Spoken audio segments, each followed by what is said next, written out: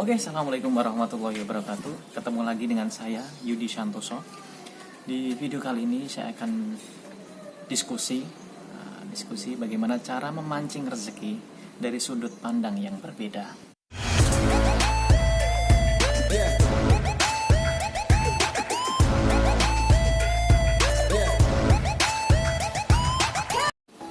Oke, teman-teman sekalian, mungkin di sini udah tidak sabar pengen tahu bagaimana cara pandang saya mengenai cara memancing rezeki. Mungkin banyak di luar sana orang-orang berpikir cari rezeki itu harus kerja keras, mas. Cari rezeki itu harus banting tulang. Waktu adalah uang. Nah, seperti itu. Kalau menurut saya, teman-teman, itu beda. Pandangan saya beda.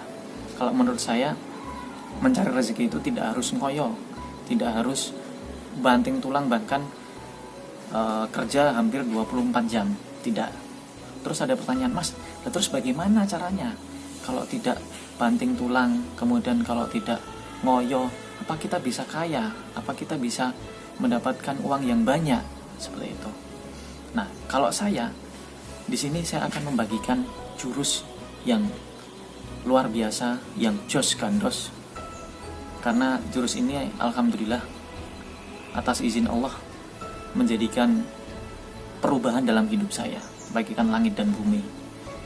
Yang pertama adalah jurus itu adalah sedekah atau sedekah, teman-teman. Sedekah ini sering kita dengar, sering kita tahu di pengajian yang mungkin agamanya Islam. Di pengajian kita sering mendengar bahwasanya Allah berjanji, man jaa bil hasanati falahu asrun amsalihha. Barang siapa yang memberi satu, maka akan dibalas dengan 10 kali lipat, termasuk sedekah. Nah, yang berjanji itu bukan saya, bukan ustadz, bukan Pak Kiai, tapi Allah langsung. Tetapi banyak di antara kita, teman-teman, itu yang belum yakin, masih ragu dengan janjinya Allah tersebut. Nah, yang pertama, saya meletakkan jurus pertama itu adalah sedekah, karena memang benar-benar luar biasa, teman-teman. Ada yang di situ berhasil, ada yang di situ tidak berhasil. Maksudnya berhasil itu setelah sedekah Allah mengganti dengan berlipat-lipat pahala, berlipat-lipat rezekinya digerojok. Dan ada lagi yang di situ, teman-teman, yang sedekah tapi tidak diberikan rezeki. Karena apa, teman-teman? Terkadang kita sedekah itu daknyeng. Kalau bahasa Jawanya daknyeng itu kadang-kadang sedekah, bulan ini sedekah, nanti lama sekali baru bulan depan baru sedekah lagi. Nah, kalau saran saya, sedekah itu usahakan teratur, usahakan continue. Allah itu lebih senang terhadap amalan yang teratur, yang continue, yang terus menerus, tapi sedikit tapi terus menerus, dibandingkan banyak tapi tidak continue. Jadi lebih baik sedekah sedikit tapi continue dibandingkan sedekah banyak, misalkan 1 juta atau mungkin 500.000, tapi setelah itu kita lama sekali tidak sedekah. Seperti itu. Kemudian selanjutnya sedekah pun juga harus kita targetkan sesuai dengan yang benar-benar membutuhkan. Mulai dari lingkaran keluarga kita, ada nggak kira-kira keluarga kita yang membutuhkan. Kemudian setelah keluarga tidak ada, tetangga-tetangga kita, ada nggak tetangga-tetangga kita yang membutuhkan. Kemudian apabila tetangga sudah tidak ada, mulai dari lingkungan. Nah, kalau tidak ada baru keluar, seperti itu. Nah, diusahakan juga sedekah itu bergantian. Misalkan hari ini kita sudah membantu si A, nah, usahakan besok itu kita bantu si B. Jadi bisa rata, semuanya bisa mendapatkan manfaat dari sedekah kita. Kemudian selanjutnya yang kedua adalah bersyukur. Bersyukur ini sebenarnya kata-kata yang simpel, mudah diucapkan, tetapi sering sekali kita tidak menghayatinya. Syukur itu tidak hanya di mulut, alhamdulillahirobbilalamin, alhamdulillahirobbilalamin, atau mungkin terima kasih ya Allah, terima kasih. Tidak hanya seperti itu, tapi bersyukur itu yang lebih mengena dalam hati kita adalah ketika kita mensyukuri apa yang telah ada di dalam diri kita, apa yang ada dalam kehidupan kita. Banyak teman-teman di luar sana yang mungkin meresahkan atau resah terhadap apa-apa yang belum kita miliki. Mikir temannya ada yang punya mobil, kita sedih, di hati kita resah. Kemudian ada yang teman yang rumahnya di tingkat, kita resah. Nah, kalau kita mau mensyukuri nikmat yang Allah berikan kepada kita, teman-teman, maka Allah akan melipat gandakan rezeki kita. Allah akan memberikan rezeki yang luar biasa terhadap kita. Contoh saja, mata kita.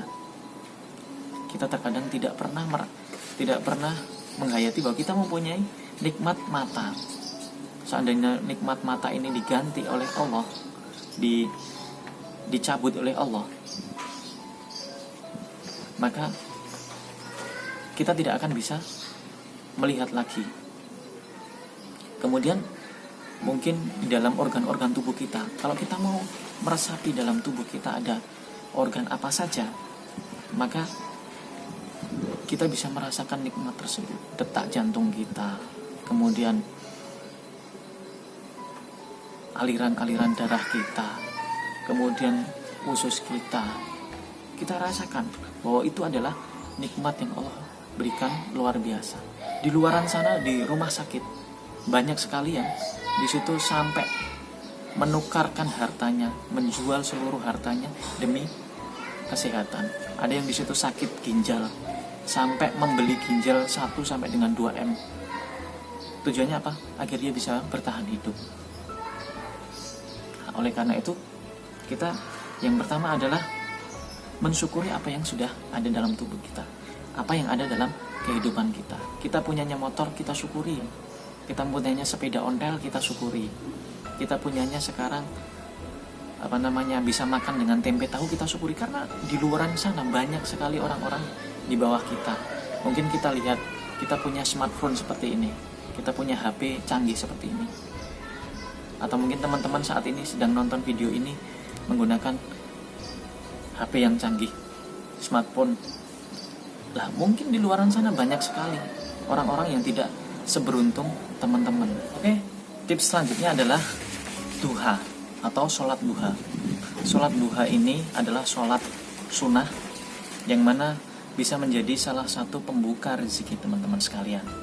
Allah telah berjanji, di hadis diterangkan bahwasannya barang siapa yang di situ sholat duha 12 rakaat, maka Allah akan membangunkan istana di surga. Allah saja sudah berjanji akan membangunkan istana di surga bagi orang yang mau melaksanakan sholat 12 rakaat. Apalagi di dunianya, pasti Allah akan memudahkan segala urusannya, dibereskan semua urusannya. Yang dagang akan dilancarkan dagangannya, yang kerja akan dilancarkan karirnya, mungkin yang sekolah atau yang kuliah akan dilancarkan dalam studinya. Nah, sholat duha ini dikerjakan mulai dari kira-kira sekitar 7:30 sampai dengan 10:30 siang. Ada juga hadis yang menerangkan 2 rakaat, ada juga yang menerangkan 4 rakaat. Barang siapa yang di situ sholat 2 rakaat, maka akan dijamin rezekinya di hari itu.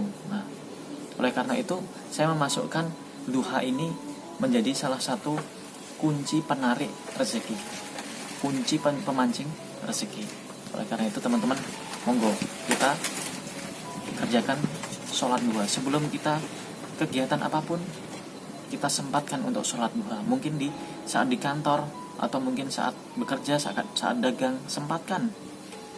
Paling hanya sekitar 10 menit. Tapi pahalanya, tapi manfaatnya, dan janji Allah itu pasti hak, pasti benarnya. Kemudian selanjutnya, setelah sodakoh, kemudian bersyukur, kemudian sholat duha, selanjutnya adalah ikhtiar. Ikhtiar ini adalah penutup. Ikhtiarnya seperti apa mas? Usahanya seperti apa mas? Kalau kita pengen dikejar rezeki, ikhtiarnya adalah sewajarnya. Di ikhtiar ini adalah penutup dari kunci-kunci pengaruh atau pemancing rezekinya. Jadi ikhtiar itu seperti apa mas? Ikhtiar itu adalah usaha kita, kerja kita, atau suatu bentuk action kita. Nah, terus ikhtiar kita seperti apa mas? Nah, kalau saya, ikhtiarnya adalah sewajarnya saja. Karena kewajiban kita, tugas kita di dunia ini hanya ikhtiar. Adapun hasil Allah yang menentukan. Kita sudah membuka pintu-pintu rezeki langit, pintu-pintu rezekinya langit. Sekarang kita tinggal jalan aja. Kita tinggal melangkah aja. Nah, insya Allah kalau kita ikhtiarnya sewajarnya, ikhtiarnya tidak ngoyo, maka hati kita itu akan lebih ikhlas, akan lebih plong. Nah, secara logika ketika hati ikhlas, ketika hati plong, maka rezeki pun akan mudah datang. Berbeda kalau hati kita ngoyo, hati kita ongso gimana ya? Ongso itu pengen sesuatu yang cepat-cepat. Nah, di saat seperti itu justru malah rezeki akan seret.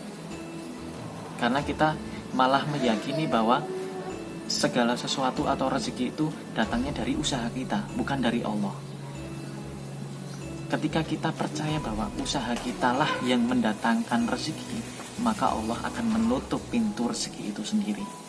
Tapi sebaliknya, kalau kita melepaskan, kita meletakkan segala hasilnya kepada Allah, maka Allah akan menggerojok, maka Allah akan mengisi hidup kita dengan rezeki-rezeki yang barokah. Insya Allah seperti itu teman-teman. Mudah-mudahan video ini bermanfaat. Dari saya, akhirul kalam. Assalamualaikum warahmatullahi wabarakatuh.